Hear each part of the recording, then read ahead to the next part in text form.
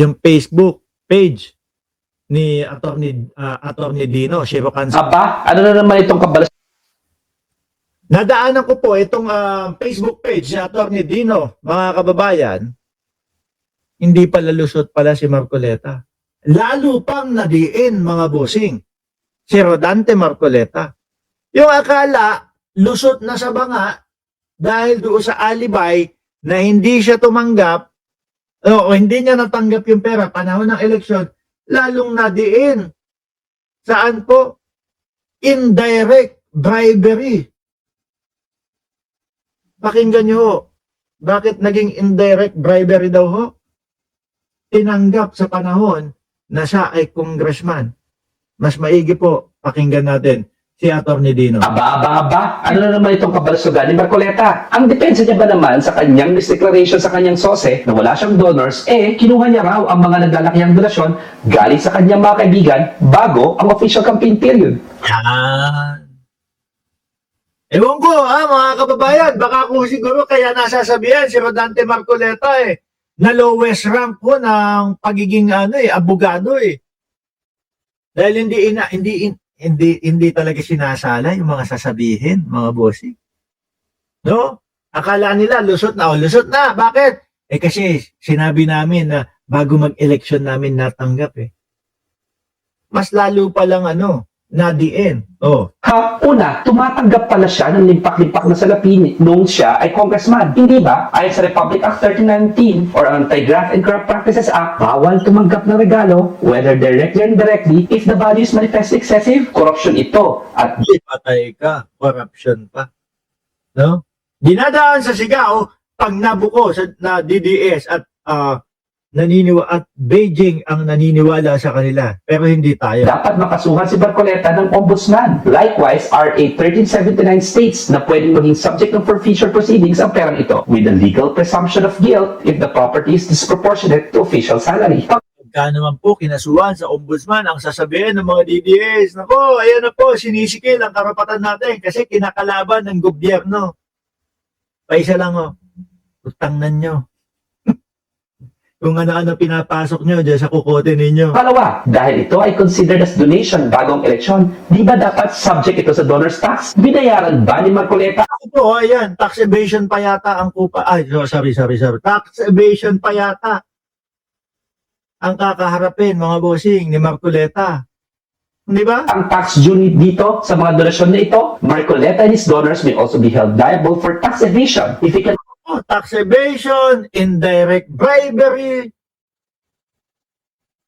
Pero ang tagal hong kumilos ni George Garcia, mga bossing. Pansin nyo, may katagalan din, na kumilos si George Garcia. not show that he paid the appropriate donor's tax. Pangatlo, sino pa pinagloloko ni Marcoleta? Assuming that he received the donation before the campaign period, the mere fact that he used the money for campaign means that his expenditures are covered by campaign finance regulations. Wala pa ding lusot mga kababayan, doon sa SOSE. Kasi sabi naman daw kasi ng mga friends ni Marcoleta, hindi ko lang alam kung sino yung mga friends ni Marcoleta, baka mga diskaya, no? Baka mga diskaya, pwede. Lakas ng pagtatanggol ni Marcoleta sa mga diskaya no?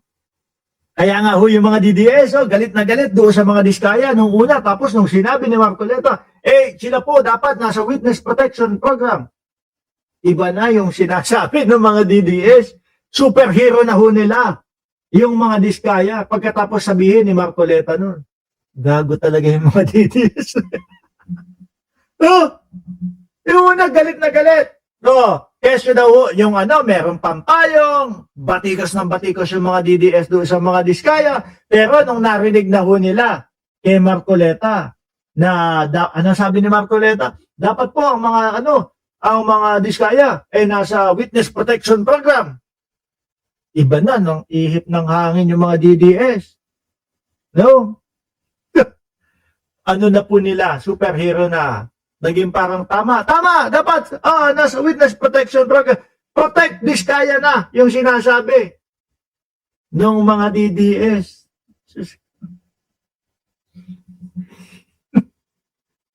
Ibang klase kayo, Ibang klase kayo. Na buti na lang wag kayong magparami ha. O nakakahiya ang Pilipinas pag nagparami kayo. He cannot be allowed to skirt the requirements of the law to list down his campaign expenses and the sources of his funding. Pwede ba? Huwag gawing katatawanan ni Marcoleta ang ating election laws. The COMELEC should disqualify Marcoleta forthwith. Dahil Anyway, eto, naputol ko. No?